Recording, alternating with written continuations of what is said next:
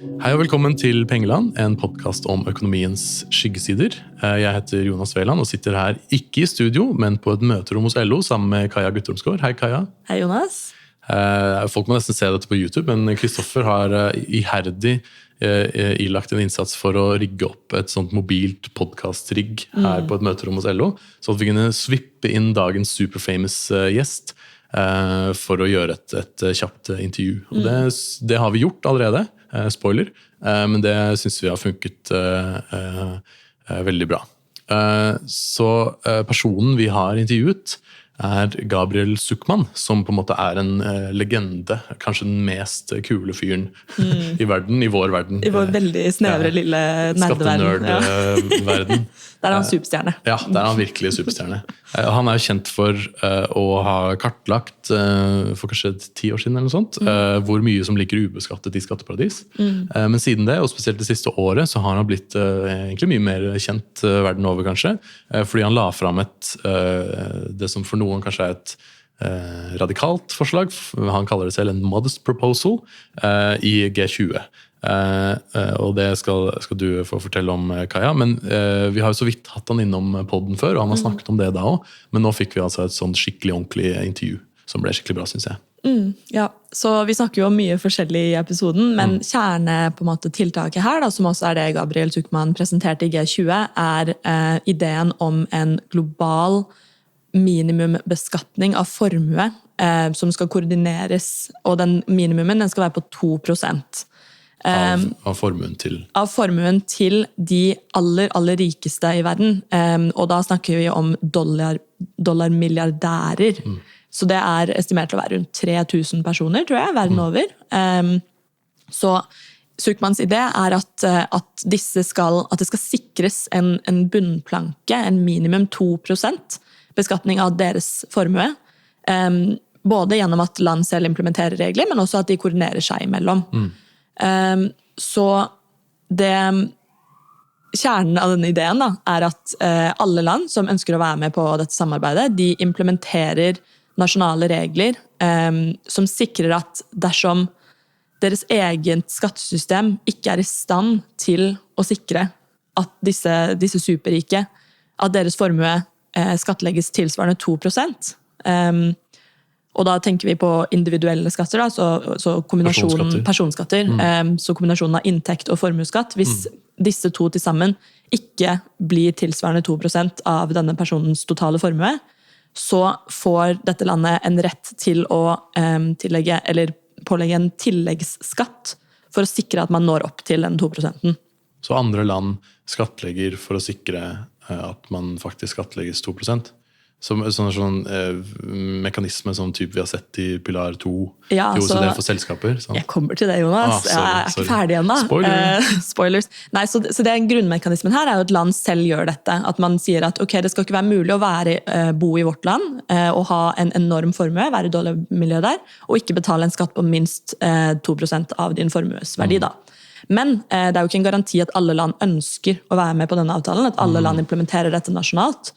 Så det på en måte revolusjonerende i dette forslaget da, jo at man også foreslår en global koordinering, hvor selv hvis et land velger å ikke implementere dette på nasjonalt nivå, så da tilfaller den beskatningsretten på denne manglende, hva enn som imellom den reelle personbeskatningen og 2% av formue, det tilfaller et annet land som med i avtalen. Da. Så dette har allerede blitt gjort på selskapsskatt. Det Pilar 2, som du nevnte. Jeg spoilet så mye. Virkelig. Det går bra. Det var en bra spoil. Så det har blitt gjort før, men på et annet felt, på da Pilar 2 selskapsskatt. Men kjernen ved denne koordineringen jo at det skal ikke være noen insentiver for å ikke være med i avtalen.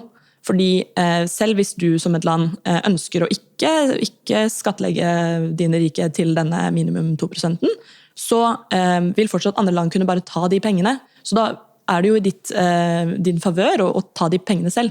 Så det skal være en sånn effektiv mekanisme for å sikre et sånn bunnivå da, på globalt nivå. Og det jo en veldig, veldig spennende idé. Det kanskje ikke helt på plass enda. Det en del som mangler. Alt mangler nesten. Ideen er der. Ja. Uansett, det knytter seg til veldig mange andre temaer. Så det knytter seg til spørsmål om formuesulikhet, inntektsulikhet og på en måte... Og alle tiltakene Tax Justice jobber med også. Alle tiltakene, åpenhet. Så samtalen med Zucman er veldig spennende, og vi kommer inn på mange av disse tingene. Så vi kan egentlig bare... Ja, hoppe over til intervjuet. Let's do it. Ja.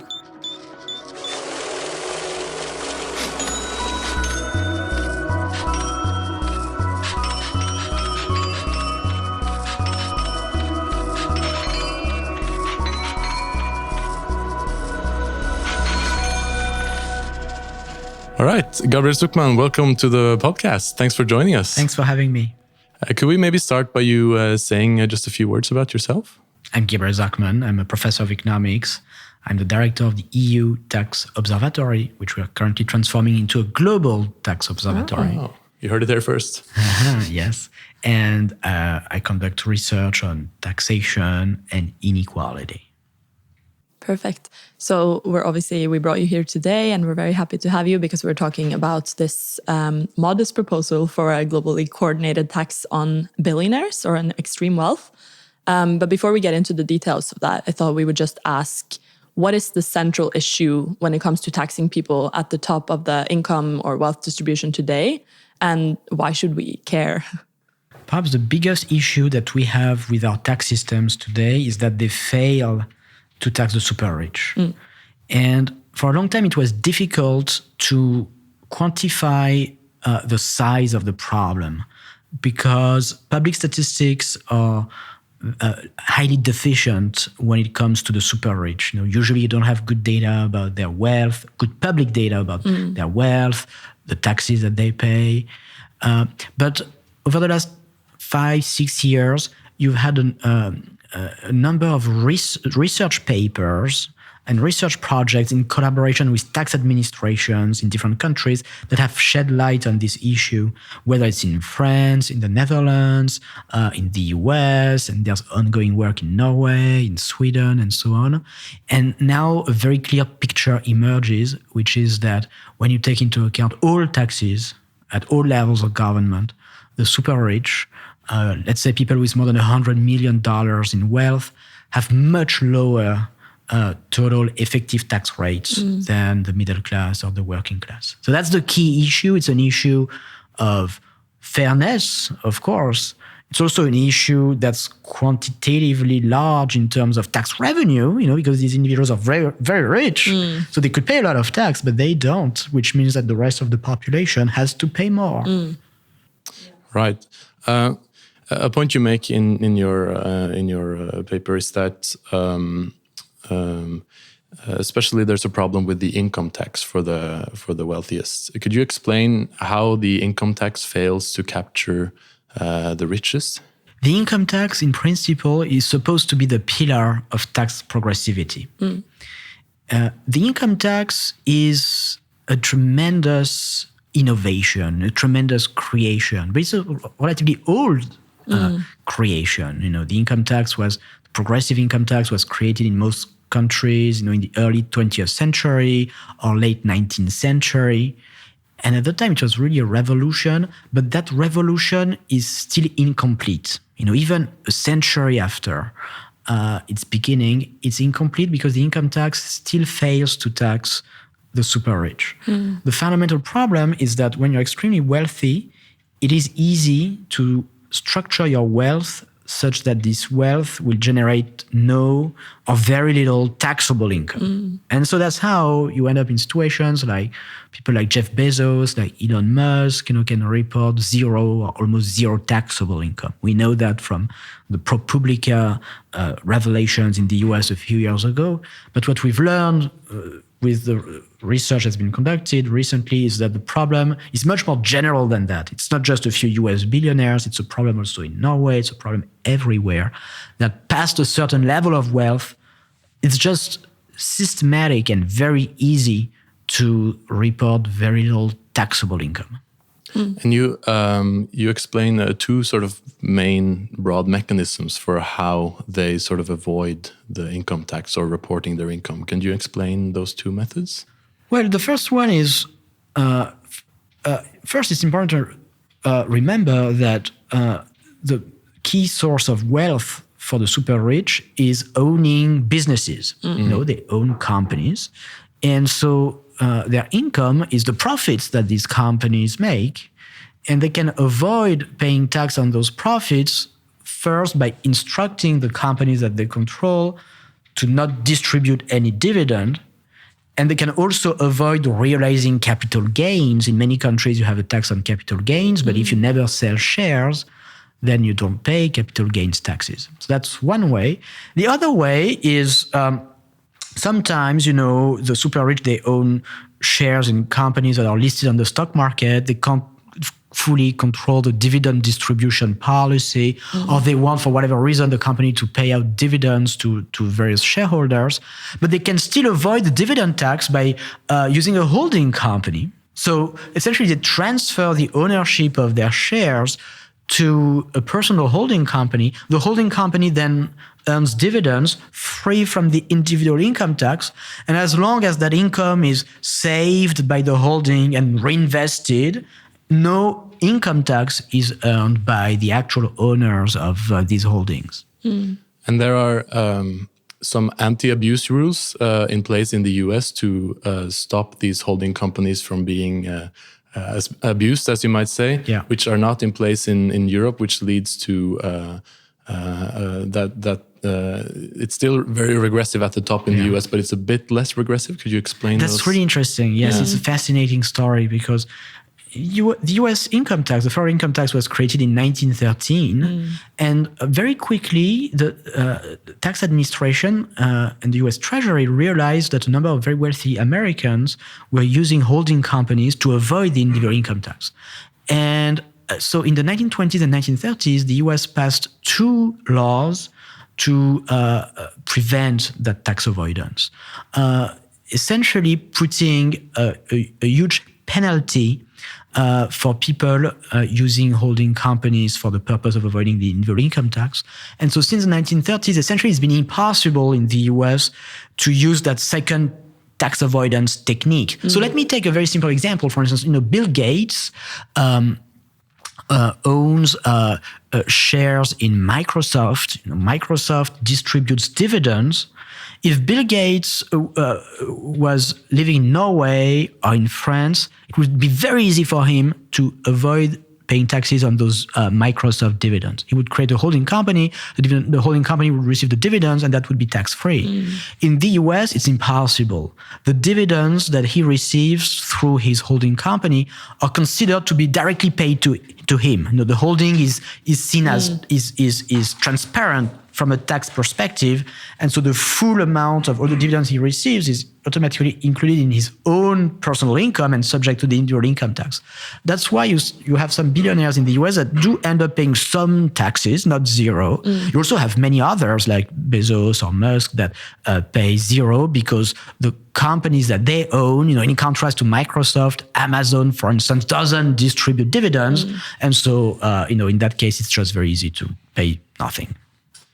We'll move to the wealth tax discussion in just a bit. But one final point on the income tax is that we just saw you debate, among others, a member of parliament from the Conservative Party in Norway. And you had a bit of a disagreement on the definition of income. I think that essentially what you said is that for rich people, income tax is actually a consumption tax. While the member of the Conservative Party said that money has to be realized before it can be considered income. Could you explain how you define income and how you disagree on this moment? Everybody agrees, at least all economists agree, that income is the sum of consumption and saving. You get some income, you can do 2 things. Either you consume it, if you don't consume it, you save it. For the super rich, the fraction of your income that you can consume is not very large. If you earn hundreds of millions in income, at some point, it's difficult to consume such large amounts. And so saving rates tend to be very high. up to almost 100% for the super rich. But what the super rich do is that they save income through companies. Okay, they earn income through companies, and the money remains in their holding companies, is saved in the holding companies, because what else can they do with it? They've already consumed a lot. It remains in the holding, it is saved in the holding company, and it is reinvested. All of that saving, which accounts for the vast majority of their income, is tax-free. While for regular people, for workers, if you want to save, you first have to pay the income tax. If your income is wage, you pay tax on your wage income, and whatever remains after you've paid your taxes, you can consume or you can save, but you can only save after having paid the income tax. So that's the problem. That's the fundamental failure of the income tax today in Norway, but in almost all other countries, which is that the income tax is a tax on comprehensive income, consumption plus saving for the vast majority of people. But for the super rich, the income tax is just a tax on consumption. They only pay the income tax to the extent that they withdraw income from their holding company to then consume. But that corresponds to only a tiny fraction of their income.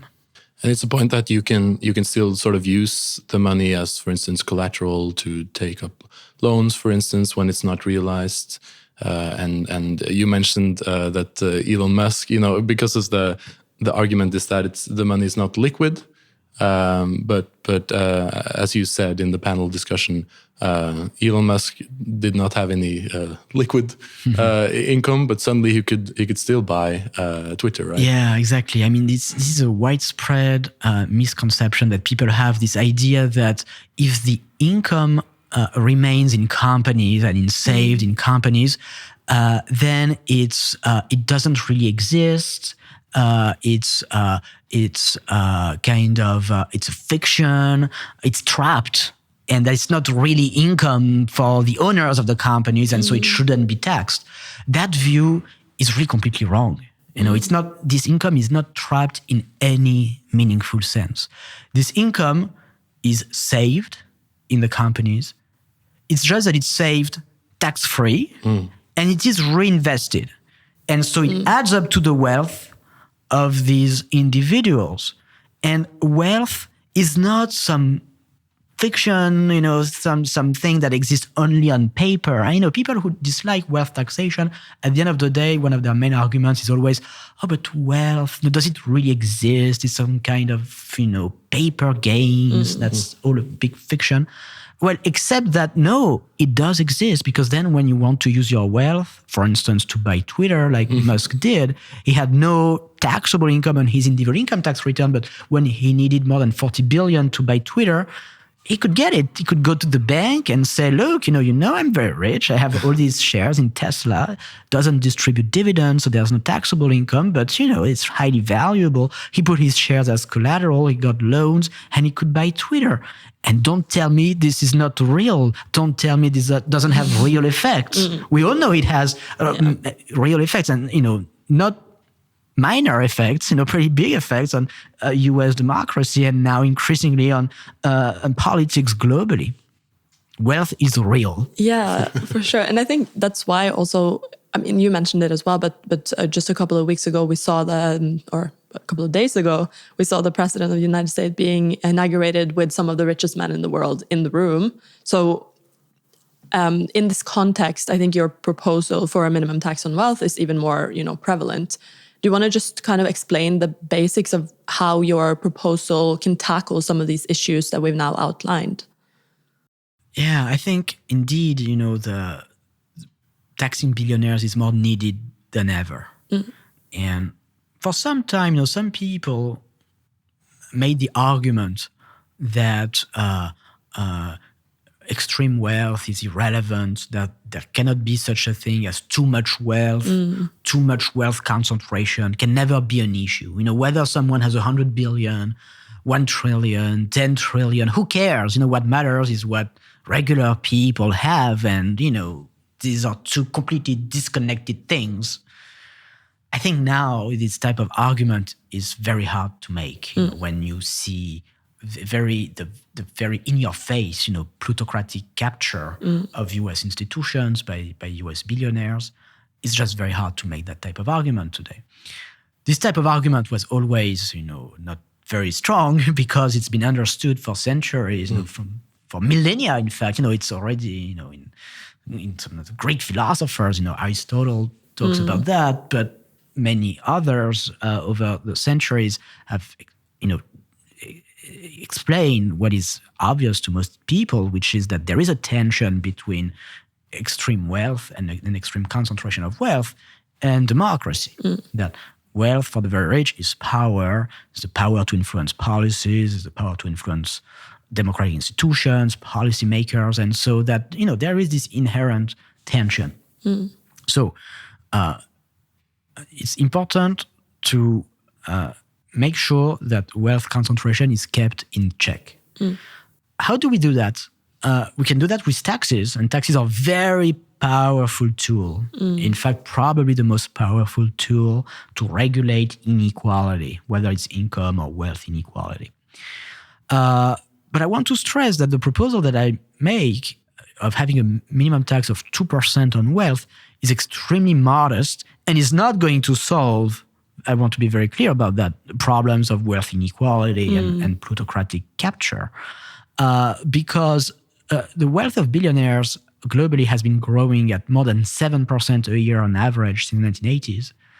If you tax it at 2%, everything else equal, it would grow 5% a year, which would still be much more than the average rate of growth for wealth for the average person, which is more like 3%.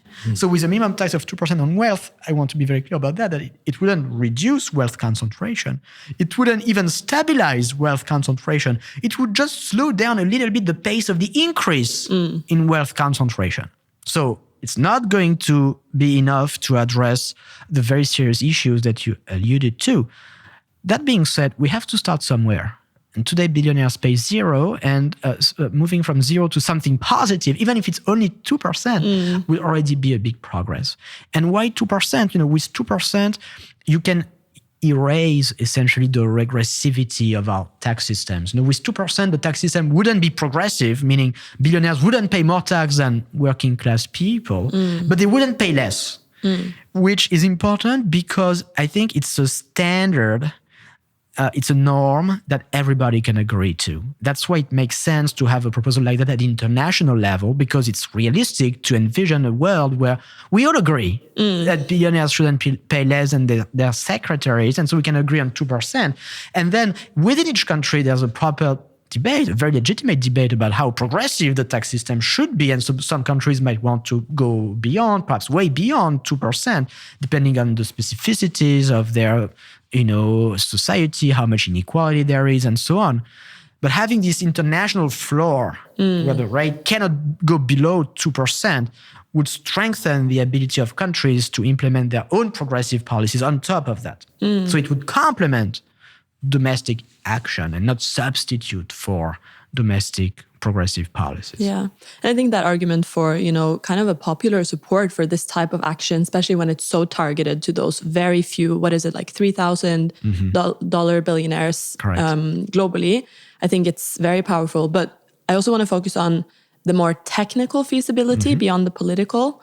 You highlight in your report that you made to the G20 that there are certain factors right now that are quite new developments, which make this an even more, feasible proposal. Do you want to just kind of focus a bit on that? Yes. I think this type of international agreement on minimum tax for the super rich has become technically feasible thanks to some important progress that has happened over the last 10 years in international economic cooperation. Now, two developments that are particularly important.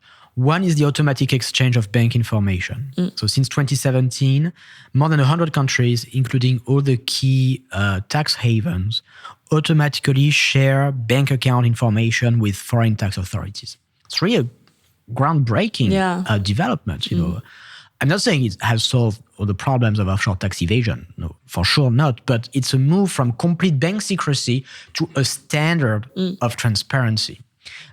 which means that now tax authorities are in a much stronger position to limit tax evasion, offshore tax evasion, the concealment of wealth in tax havens than 10 years ago. So that's great. We should use that. The problem is that we're not really using it. This great advance, which is the automatic exchange of bank information. Tax authorities receive a lot of data, but they are not doing a lot with that, and policies has not really evolved and realized the potential that this opens for improving our tax systems. That's one thing. The second thing is the agreement on a minimum tax on multinational companies. So in 2021, 130 countries agreed on a 15% minimum tax, what is known as the Pillar 2 of the OECD two-pillar process. And look, this minimum tax is very weak in many ways. 15% is a very low rate. You have all sorts of exemptions, but it has two key virtues. Number one, it demonstrates very clearly that just like we can choose competition, we can also choose coordination. And that tax competition is not some kind of law of nature. Okay, we can come to an agreement. Okay, good. That was the first time ever that there was an agreement on a common minimum tax rate. Second, and perhaps even more important, this agreement has a set of interesting provisions that essentially say that if some countries refuse to implement the minimum tax, the other countries, those that implement the agreement, will be allowed to overtax the multinationals of non-participating countries so that they too face a 15% minimum tax rate. So let's call it as it is. It's an extraterritorial provision, but it's a good one. It's a very important one. And it's essential, in fact, because it provides incentives for all countries to join the agreement. Not joining is irrational. It means leaving money on the table for other countries to grab. And second, it ensures that even if some countries, for whatever reason, refuse to join, it's not a problem. Their multinationals will also be taxed. So there will be a level playing field. There will not be a risk that multinationals will move to those tax havens. That's really essential because it shows that not only can we have international agreements on tax rates, but we don't need the participation of all countries. It's enough to have just a coalition of the willing doing that and saying, not only we are going to tax our multinationals or tomorrow our billionaires, but we will also tax those of other countries if they don't do it themselves. And importantly, the US has not ratified the 15% minimum tax. And so what countries are going to do is that they are going to start overtaxing US multinationals to make sure that they also face this 50% rate. And of course, now the Trump administration hates it, right? Yeah. And they're going to fight. Yeah. But it's a good fight. Yeah. And European countries and all the countries, and it goes way beyond Europe, that implement those kind of safeguard clauses, these clauses of tax collector of last resort, they have to stand firm. They have to apply those rules. It's essential.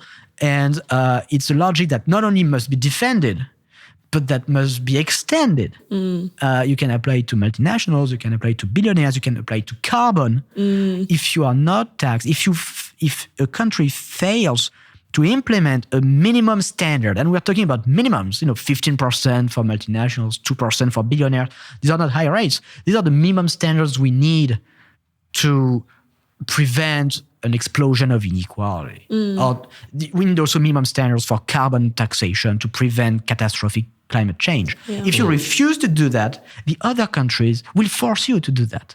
We need that, for the sustainability of our planet. Yeah.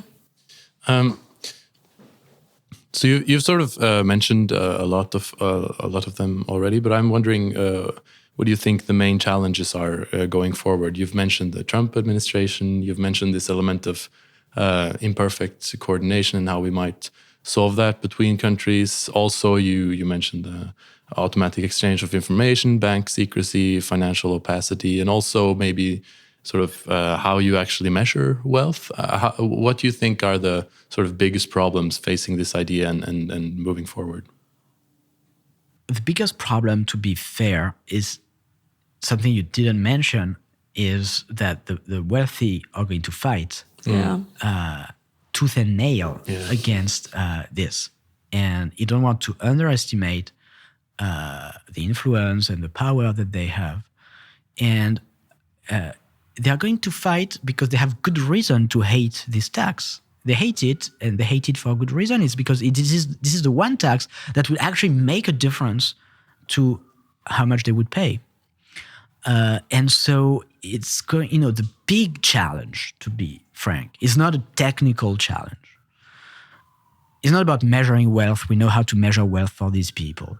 It's not about international coordination, because we understand how, even with imperfect coordination, you can make it work. The main challenge is, how do the forces of democracy prevail over the forces of oligarchy?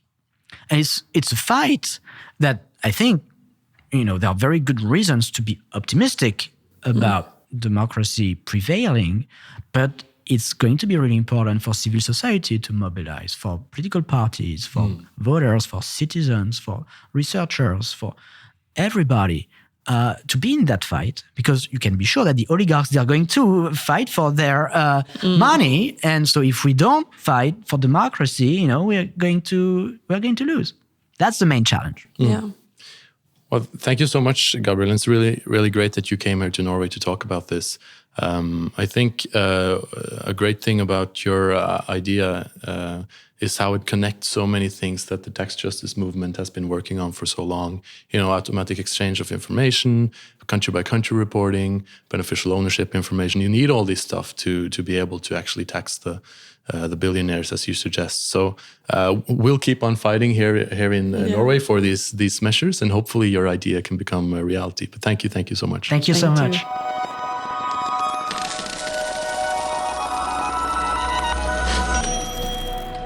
Ja, det var en veldig kul samtale da. Jeg tror legendarisk prat. Vi ble ganske gira alle sammen.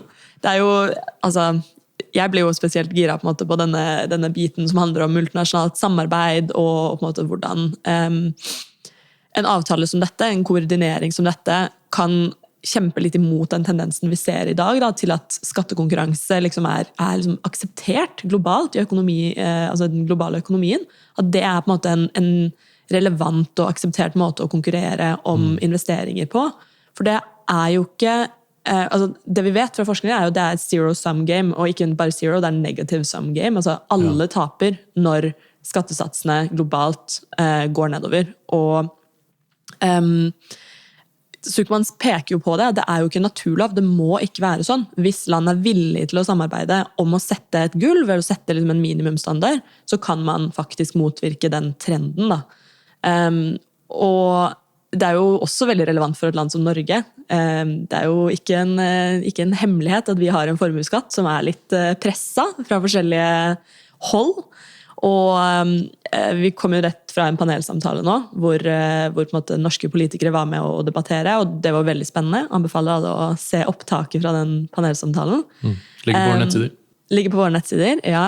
taxjustice.no. Men også for et land som Norge da, så det jo en av grunnene til at det vanskelig for oss å ha en formuesskatt, jo nettopp fordi ingen andre land har det, eller veldig få andre land har det. Så det blir jo en ufordel for folk eller selskaper som ønsker eller folk da, først og fremst, som ønsker å bo i Norge og på en måte ha økonomien sin og inntektene sine og formuen sin i Norge. Men det betyr ikke at det ikke riktig å ha en formuesskatt, fordi ulikhet vet vi både farlig for, skadelig for samfunnet og økonomisk ueffektivt. Så det ikke nødvendigvis dumt å ha en formuesskatt, men det ville vært en stor fordel dersom alle hadde en formuesskatt, eller alle hadde i hvert fall en grunnplanke, da, en bunnplanke, for hvordan en sånn formuesskatt kunne implementeres. Så for meg det kanskje den største biten her, at den global koordineringsbiten, hvis man får det på plass, hvis alle implementerer en sånn minimum, og vi vet det mulig fordi det har blitt gjort på selskapsskatt, så vil det også være mye enklere for land som Norge som ønsker å gå lengre, og kunne gjøre det da. Og en forutsetning for formuesskatt jo at vi har informasjon om folks formue, ikke sant? Så det kobler seg veldig bra til åpenhetsdiskusjonen. I Norge så har vi ganske god data på det her, nettopp fordi vi har en formuesskatt. Og et veldig viktig tiltak som Gabriel nevner i rapporten sin, da, Rapporten til G20 da, så den vi har ikke, A blueprint for a coordinated minimum effective taxation standard for ultra-high net worth individuals commissioned by the Brazilian G20 presidency. Bare rolls off the tongue. Ja, det utrolig bra. Her har det ikke vært en komarbeider involvert, kanskje. Ja. Men det sier jo i hvert fall hva det handler om da. Men en ting han nevner i den rapporten, som vi ikke snakker om, for det er jo litt teknisk, men som trygget meg veldig, fordi dette mine hovedområder, er at et forslag han har er at man begynner å putte informasjon om reelle rettighetshavere inn i land-for-land-rapporteringsstandarder. Og det er liksom verdens mest kjedeligste ord igjen, ikke sant? Men dette er jo to ord som virkelig trigger meg, for det er nettopp de to hovedområdene jeg jobber med. To verden som møter. Ja, og det er en helt genial tanke, fordi poenget hans er jo at veldig mye av formuen til de rikeste i verden er bundet opp i arbeidende kapital, eller i aksjer, som vi sier på godt norsk. Og vi må jo bare vite hvem som er i selskapene for å kunne verdsette formuen deres. Ikke sant? Og da har vi allerede en automatisk informasjonsutveksling av land-for-land-rapporter, altså denne regnskapsstandarden som viser hvordan selskaper er strukturert i ulike land.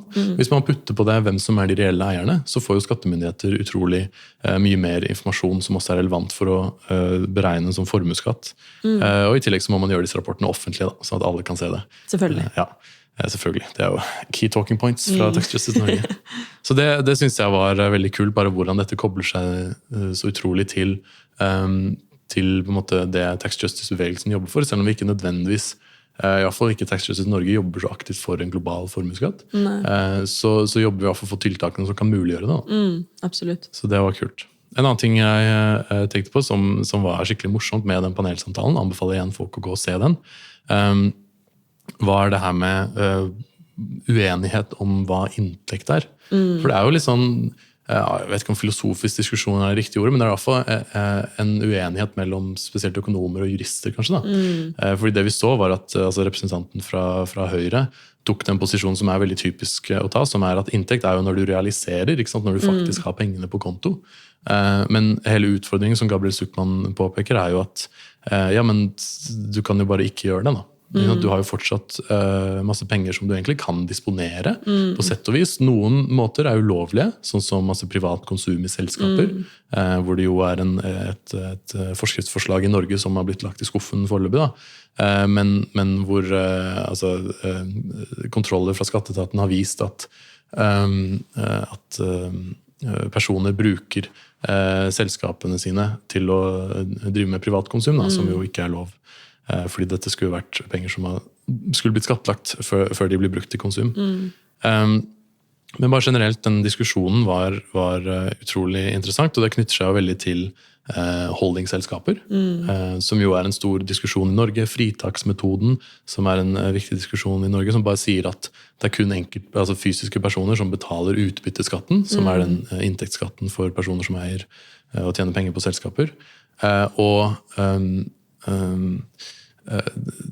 Noe av utfordringene med holdingselskaper er jo at de skaper en sånn evigvarende utsettelse av utbytteskatten.